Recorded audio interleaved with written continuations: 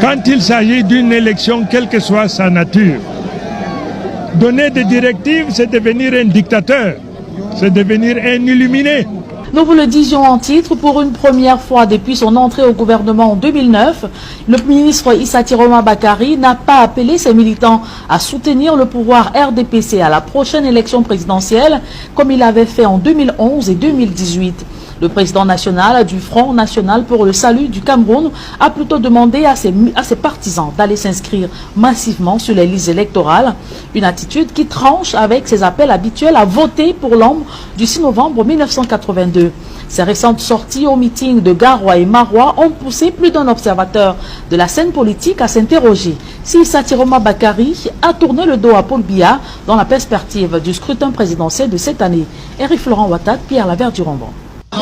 Mi andi on somi amma ko mi yeli be mon bindite to on binditi on subi bako on gidi jango man Allah sanjanami. Issa Tiroma Bakary a surtout axé son discours des meetings de Maroua et Garoua sur la remobilisation des organes du FSNC et l'intensification des inscriptions massives sur les listes électorales. Le président national ne donne pas de directives quand il s'agit d'une élection, quelle que soit sa nature. Donner des directives, c'est devenir un dictateur, c'est devenir un illuminé, ce que le président national n'est pas. À Maroua et Garoua, il a exhorté les jeunes du parti à faire un choix judicieux et éclairé. C'est vous qui choisirez celui qui présidera aux destinées.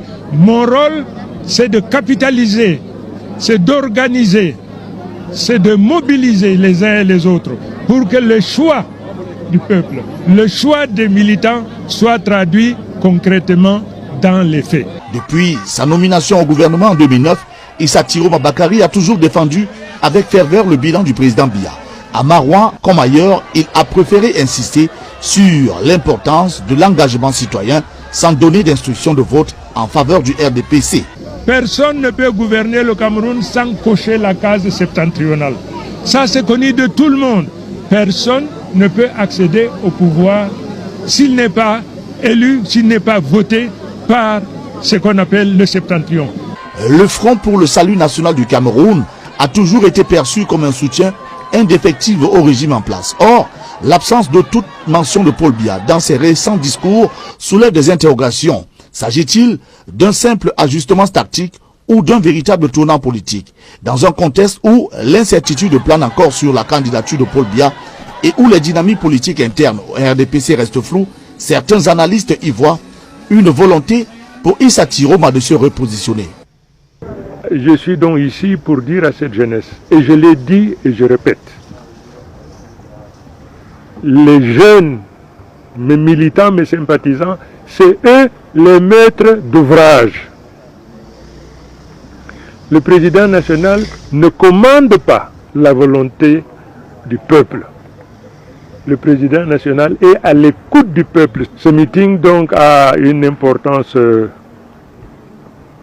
disons primordiale, en raison de la proximité d'un événement très important, mais qui n'existe pas pour l'instant. Vous estimez vraiment être en harmonie avec vous-même dans votre parcours politique, monsieur le ministre? Tout à fait, tout à fait. Je défie quiconque de m'en prouver le contraire. Alors, nous sommes également allés chercher la seconde surprise de ce programme, de Recto Verso. Monsieur le ministre, nous étions exactement en juin 2004, cela fait 10 ans, le 27 juin précisément, dans une radio urbaine de Yaoundé nommée Magique FM. Le programme aussi est connu, Démocrature, présenté par un journaliste que vous connaissez, Roger Kiyek de Kiki. On a capté quelques extraits. Je vous propose de suivre ce que vous disiez il y a exactement 10 ans, M. Issa Tiroma Bakary. L'histoire est toujours écrite par les vainqueurs. L'histoire de cette période jusqu'à présent n'a été écrite que par les turiféraires du régime, par les inconditionnels de M. Biya, par les gens qui lui sont redevables, qui lui font des clins d'œil et qui par conséquent jetaient l'anathème sur le président Ahidjo, le voué hégémonie. Tous les collaborateurs du président Ahidjo sont morts misérables. Tous. Allez voir les maisons qu'ils ont laissées. C'est vraiment des taudis. C'est 2 fois rien. Le détournement était inacceptable sous le règne du président Ahidjo. M. Biya ne peut pas prendre le Cameroun de la prospérité, comme lui-même il a dit, le ramener à la misère, comme c'est le cas aujourd'hui, et s'attendre à ce que ses concitoyens continuent à lui faire confiance et à jeter leur dévolu sur lui. C'est impossible. Le président Biya parle tout le temps de la réconciliation. Il ne la veut pas. Il ne veut pas de cette réconciliation. La dépouille du président Ahidjo se trouve encore à Dakar. Il paraît que sa famille s'oppose à son au rapatriement de la dépouille. Je n'en sais rien, mais c'est pas vrai. C'est pas vrai. Le président Biya ne s'appartient pas. Le président Biya est un bien national. Il n'appartient ni à sa famille biologique, ni à sa famille culturelle. Il appartient à toute la nation. Ahidjo a été président de la République. Il cesse d'appartenir à sa famille biologique. Il appartient à tout le Cameroun. Et c'est au Cameroun d'organiser des funérailles solennelles et officielles au président Ahidjo. Que les gens cessent de dire que le président Biya est bon et ses collaborateurs sont mauvais. Le président Biya, il a dit lui-même, il suffit qu'il opine de la tête pour dégager toute personne qui ne lui convient pas. Il n'a que les gens qu'il veut et qui travaillent comme il veut. Qu'on cesse donc de faire des autres des boucs émissaires. Le responsable de la situation, puisque le président Biya est le seul comptable, ou de la prospérité, ou de la misère. Tous les ministres, tous les collaborateurs du président Biya sont comptables devant le président Biya. Il est aussi comptable de la paix, le président Biya. Mais aujourd'hui, vous dites que nous sommes en paix. Le Cameroun est calme. Et s'il y a paix, c'est la paix des cimetières. Regardez aujourd'hui le culte de la personnalité auquel on procède aujourd'hui au niveau des médias officiels. C'est simplement inacceptable. Le syndrome du Zaïre est en train donc de faire son apparition au Cameroun. Il faudrait que ce peuple baroudeur se réveille, qui se dise non. On doit construire la prospérité basée sur la solidarité, basée sur l'équité, sur la justice, et non aujourd'hui sur des mensonges grotesques et de l'assimilation. Voilà quelques extraits florilèges, je dirais, de ce programme démocratique. Vous êtes passé il y a 10 ans avec un ton sévère par rapport à celui qui est aujourd'hui votre patron, comme vous le disiez, il était déjà président de la République. Est-ce qu'il n'y a pas quand même eu césure entre 2004 et 2014, monsieur le ministre? Alors, vous devez donc rappeler dans quel contexte ce discours. Nous étions à la veille de l'élection présidentielle. 2004, ouais. Oui, oui. J'étais un opposant pur et dur, réputé comme tel. Maintenant, si vous me posez la question, rétrospectivement, est-ce que j'assume? Oui, j'assume. La voix que vous avez entendue, c'est bien la mienne. J'étais membre de la coalition de partis politiques. La CN2R. L'un des dirigeants, sinon le principal, puisque j'ai eu le privilège de diriger plusieurs travaux de la coalition. À ce moment-là, le seul message qu'il fallait, c'est celui que vous avez entendu. C'est-à-dire que M. Biya a trouvé le Cameroun dans la prospérité, l'a amené dans la misère. Vous l'avez bien dit dans l'extrait. J'ai dit, j'assume tout ce que j'ai dit, du simple fait qu'au moment où ce discours a été émis de moi, j'étais le représentant de la coalition. Que cherchait la coalition? Accéder au pouvoir. Et quand vous cherchez à accéder au pouvoir, qu'est-ce que vous faites? Vous poussez jusqu'à la caricature. Ah, c'était donc une caricature. Vous poussez jusqu'à la caricature. Vous transformez de beauté en difformité. C'est la responsabilité, c'est le métier politique. Vous, peut-être, ça vous surprend. Ça vous surprend parce que vous n'êtes pas politique. Moi, je suis politique. Et moi, ça ne me surprend pas du tout. Monsieur le ministre, il y a un aspect sur le rapatriement de la dépouille de l'ancien président Amadou Ahidjo. Les positions restent les mêmes.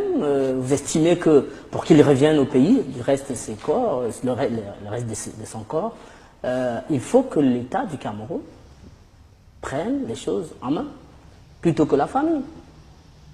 Qu'il s'agisse de la famille ou de l'État, ce dont nous sommes sûrs, c'est qu'un jour, la dépouille du président Ahidjo foulera le sol camerounais. D'où doit venir l'initiative? Ça date quand même de beaucoup d'années, monsieur le ministre. L'initiative peut venir de l'État ou de la famille du président Ahidjo. Absolument. Alors, autre question, vous êtes, ça je ne l'ai peut-être pas signalé en début, président du conseil d'administration de la Cameroun Radio CRTV. Et dans cet extrait que nous avons suivi, vous indiquez que les opposants n'ont pas accès aux médias publics. Vous êtes là depuis 2009. Est-ce que quelque chose a véritablement changé? Est-ce que vous avez l'impression que la part d'audience, si vous voulez, des tranches d'antenne qu'on donnait ou on accordait aux partis politiques d'opposition a augmenté sous vous, sous votre j'ai envie de dire, passage au ministère de la Culture. J'aurais bien aimé que justice me soit rendue. C'est à vous d'évaluer le parcours que j'ai effectué depuis que je suis là. La dichotomie n'existe plus, vous le savez très bien. Tout ce qui se passe aujourd'hui à la présidence, à la primature, dans n'importe quel département ministériel, au même titre que les médias officiels, vous y accédez. La dichotomie n'existe plus. Aujourd'hui, sous ma responsabilité, nous sommes en train de mettre en place ce qu'il faut pour la disparition des zones d'ombre et de silence. Nous sommes en train de construire la migration.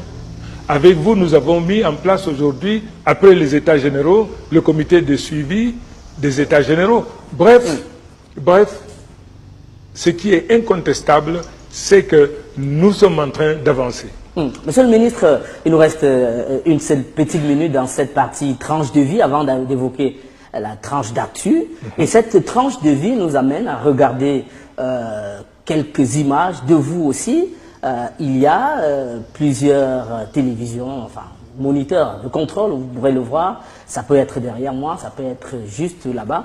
La question est de savoir si vous vous retrouvez sur ces photos ou si vous vous reconnaissez en ce que nous projetons. Et de toute façon, je vous laisse regarder, peut-être en commentant.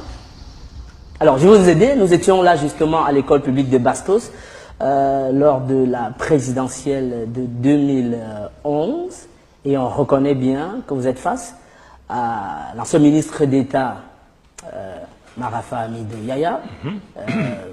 J'avais beaucoup de peine à le reconnaître, mais là, maintenant que vous l'avez dit, ça y est, je le fixe, bien sûr. Alors, confidence entre membres du gouvernement, convivialité peut-être, ou alors, juste pour les caméras?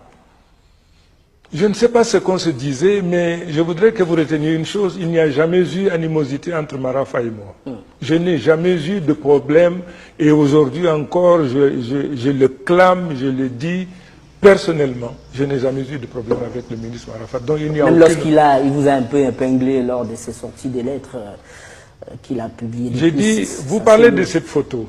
Vous parlez de cette photo à ce moment précis. Je n'avais aucun problème. Vous savez, c'est à partir de ces lettres que je découvre qu'il avait des inimitiés, voire de l'aversion, sinon de la haine vis-à-vis de moi. Mais sinon, à l'heure où je vous parle, qu'est-ce qui peut m'opposer au ministre Marafa? Nous ne sommes pas du même parti politique. D'accord. Monsieur le ministre, c'est peut-être... Nous ne poursuivons pas les mêmes objectifs. Donc, une manière donc de vous dire que non, rien ne m'a jamais opposé à lui. En revanche, je découvre donc, à travers ses correspondances, la place qu'il me réservait dans son cœur. D'accord. Je voudrais qu'on évoque un aspect. Comment tu peux aussi regarder une vidéo sans t'abonner? Abonne-toi! Surtout clique sur la cloche de notification. Ça, c'est la page de Buzz. Si tu veux être au courant des buzz et toutes les actualités au 237, abonne-toi et clique sur la cloche de notification. Partage aussi pour m'encourager. Surtout, si tu as quelque chose à dire, papa, lâche un commentaire.